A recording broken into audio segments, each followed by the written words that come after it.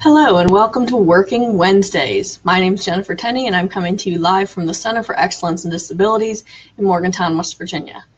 Today I'd like to talk a little bit about Social Security disability programs. Did you know that there were two separate programs and that each program had different eligibility requirements and other requirements in order to be able to work and maintain or retain some of your benefits?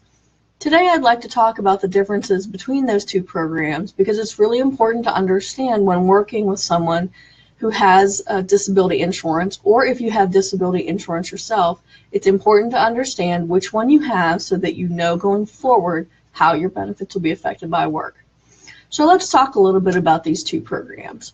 The first is Social Security Disability Insurance, or SSDI.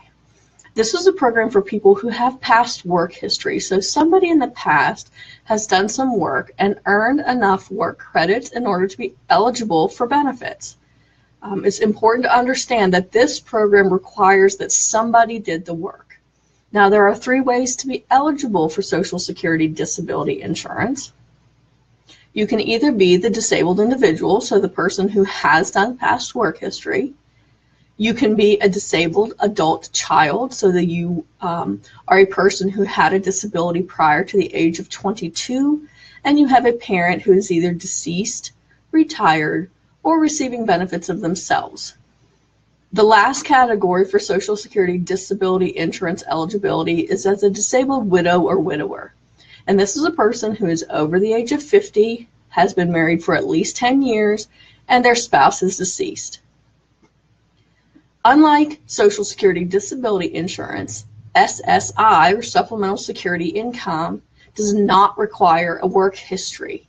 Infants can receive SSDI, or SSI, excuse me. So the way to remember whether or not you have to have work history is that D.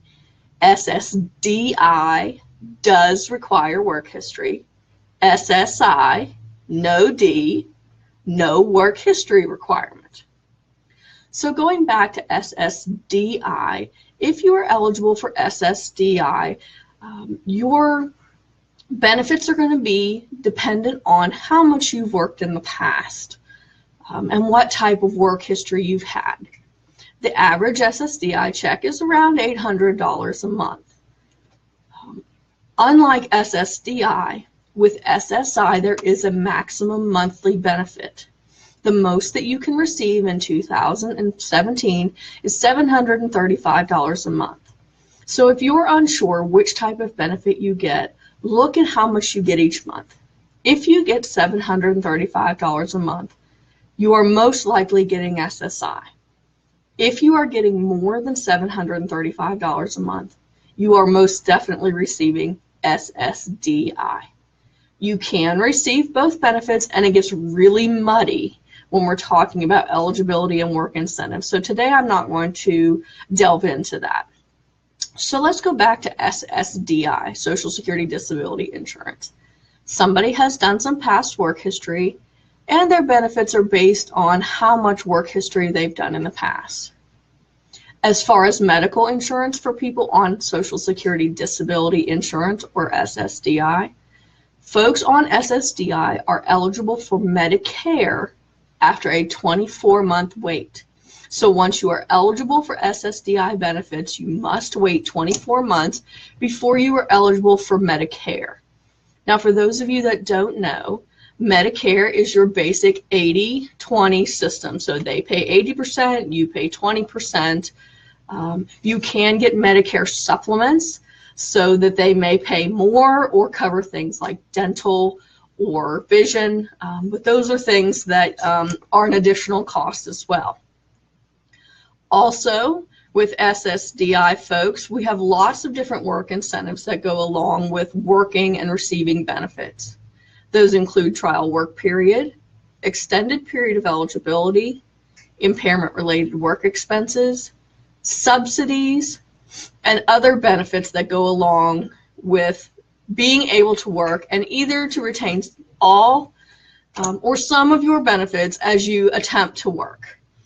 The last thing I want to talk about as far as SSDI benefits goes is when a person like me is calculating how much your benefits are going to be affected by your work. We look at when your earnings were earned, not when they were paid. So in some instances, you may get paid for 2 weeks, 1 week being the last week of 1 month, 1 week being the first week of the next month. With Social Security disability insurance, we look at what you earned during a calendar month, not when you were paid. It's really important to remember that because it's different for SSI, and it makes a big difference when we're looking at how benefits are affected. So just to recap with SSDI, somebody has done some past work history. Their benefits are based on how many work credits they've earned and what type of jobs they've had in the past. You get Medicare after a 24-month wait. There are many work incentives to help you attempt to go back to work and maintain some or all of your benefits for some period of time. And we look at when your benefits were earned, or yes, during a calendar month, when you earned your benefits. Supplemental security insurance is different than SSDI in many ways. Again, I said in the beginning that for SSI, there is no D, so no work history requirement. Folks who receive SSI need to be low resourced and low income. SSI is a needs-based program that is funded by federal tax dollars. That is why there is a cap to how much you can earn on SSI. And again, that is $735 a month in 2017. And I'm happy to report that in 2018, that number is going up to $750 a month. Folks who receive SSI are also required a resource limit. What this means is that you have to have less than $2,000 a month of stuff that you own and cash in the bank combined. Now, Social Security will exclude 3 things: 1 car, 1 home and the land that it sits on, and a burial fund or a burial plot. Outside of those 3 things, everything else that you own, so a second car, an ATV, a boat, land that you own that you're not currently living on, all of those things combined must be valued at less than $2,000 on the first day of every month. And yes, Social Security does check. So you definitely want to make sure that you're meeting your resource requirement, or you may not be eligible for SSI for the month. Folks who receive SSI get Medicaid immediately. So the very first day you're eligible for SSI, you are eligible for health insurance through Medicaid. There are a lot of work incentives that go through SSI as well, including an earned income exclusion. There are special work incentives for students, for folks who are blind. We also look at impairment-related work expenses like we did with folks on SSDI. And unlike SSDI, we look at when you were paid your wages, not when they were earned. And every month, if your wages change, your SSI will change. And we'll talk about that in a later Working Wednesday episode. But I just wanted to touch on the fact that your SSI check will be affected by work, but most of the time you are able to maintain some of your SSI check, and in 99.9% of the cases, you are able to maintain your Medicaid insurance even if you're not getting a check from SSI. We'll talk about those at a later Working Wednesday event, but it's important to understand for both programs that you can work and you will maintain your health insurance. So now that we understand the difference, we'll be able to move on to another Working Wednesday event where we talk about work incentives, how you can work and be eligible for benefits, and what we can do as a WIPA project to help you out. Thank you for joining me for this month's Working Wednesday event.